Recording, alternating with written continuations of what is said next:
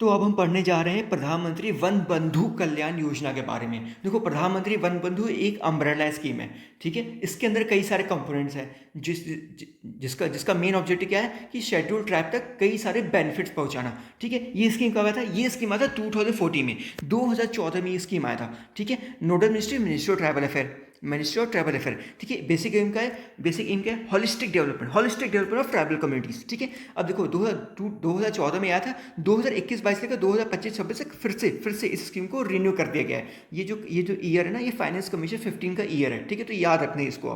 Financial outlay तब तकरीबन 26,000 करोड़, तकरीबन 26,000 करोड़ के आसपास है। अप्रॉक्स याद कर लीजिए, ठीक है, क्योंकि एग्जैक्ट वैल्यू तो याद नहीं होने वाली, ठीक है। या तकरीबन थोड़ा दिमाग में रखिएगा, तकरीबन 26,000 करोड़ के आसपास का बजट है, ठीक है। अब बात करते हैं, देखो एक और इंपॉर्टेंट चीज, ये एक सेंट्रल सेक्टर स्कीम है, ठीक है, सेंट्रल सेक्टर स्कीम है। अब बात करते हैं कंपोनेंट की। टोटल इस स्कीम के 5 कंपोनेंट है। पहला प्रधानमंत्री आदि आदर्श ग्राम योजना, प्रधानमंत्री आदि आदर्श ग्राम योजना। हमने एक स्कीम पढ़ा था, संसद आदर्श ग्राम योजना। पढ़ा था कि नहीं पढ़ा था? पढ़ा था ना। कब आया था संसद आदर्श ग्राम योजना, बताइए?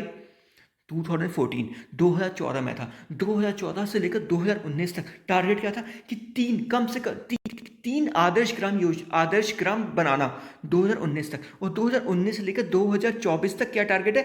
5 आदर्श ग्राम बनाना। याद है आपको? नहीं याद है ना, तो एक बार वीडियो देखिए, याद करिए, ठीक है। चलो, पहला कंपोनेंट क्या है? प्रधानमंत्री आदि आदर्श ग्राम योजना। दूसरा कंपोनेंट क्या है? Development of PVTGs. इसका भी मैंने एक वीडियो बनाया हुआ है, ठीक है। तीसरा कंपोनेंट क्या है? Support to tribal research institute. चौथा कंपोनेंट प्री मैट्रिक स्कॉलरशिप। पांचवा कंपोनेंट पोस्ट मैट्रिक स्कॉलरशिप। इन दोनों स्कीम का ऑलरेडी अलग से वीडियो बना हुआ है, ठीक है, आप देख सकते हो। सो इस स्कीम में हम बस यही एक्सप्लेन करने वाले हैं, क्योंकि ये इतना कोई इंपॉर्टेंट है नहीं, ठीक है। और डेवलपमेंट ऑफ पीवीटीजीएस के बारे में ऑलरेडी वीडियो बना हुआ है, ठीक है। तो बात करते हैं इसकी, प्रधानमंत्री आदि आदर्श ग्राम योजना 2021-22 से लेकर 2025-26। अब देखो, इससे पहले ना, इससे पहले जो स्कीम चलता था वो था special central assistance to tribal sub scheme.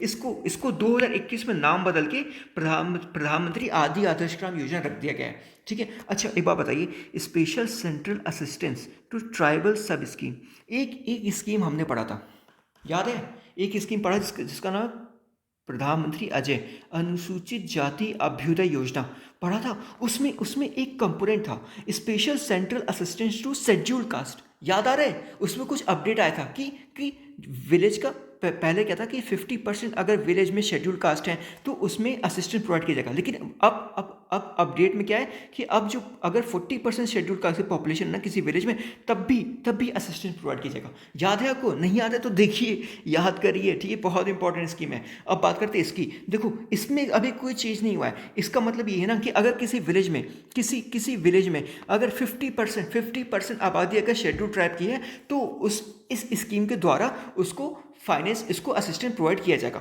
ठीक है। चलो, बेसिक एम क्या है? Transforming village with significant tribal population into model village मतलब आदर्श ग्राम, covering about 4.22 crore of schedule tribe population, जो कि नियर अबाउट 40% ट्राइबल पॉपुलेशन के आसपास हम कवर करेंगे इस स्कीम को।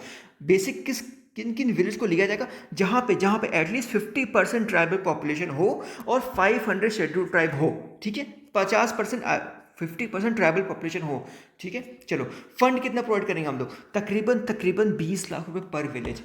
ये जो फंड हो ना, ये गैप फिलिंग का काम करेगा, ठीक है।